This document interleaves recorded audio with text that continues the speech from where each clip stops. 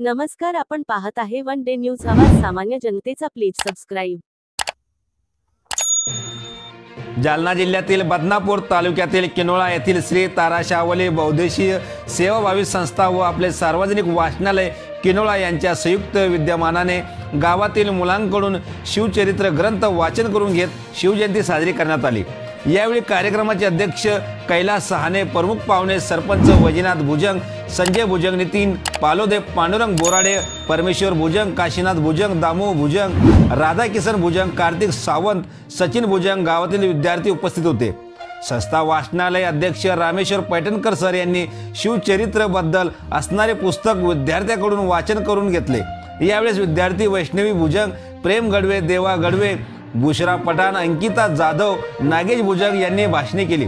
पैठणकर सरांनी शिवरायांचे स्वराज्याची प्रेरणा ते स्वराज्य स्थापना, महिला व पर्यावरण विषयक सकारात्मक दृष्टिकोन, धार्मिक सहिष्णुता, पर्यावरण विषयक दृष्टिकोन, शेतकऱ्याप्रती आदर तसेच कुठल्याही परकीय आक्रमणास न जो मानता गणित काव्याने त्यांचा पाडाव करून रयतेचे नियमित केलेले रक्षण या दृष्टीने शिवरायाचे चरित्र वर्णन केले।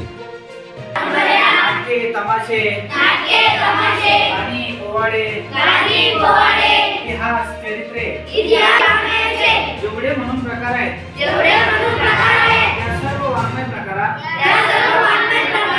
शिवाजी आणि शिवकाल, वीरत्रा सचिन, शिवाजी आणि शिवकाल हा विषय अनेक वेळा येऊन गेला आहे।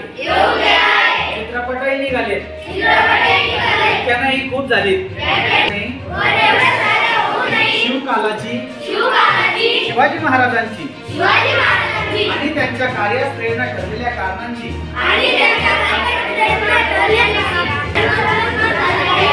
इतिहासाची इमान असलेली प्रतिमा आहे असे म्हणत नाही।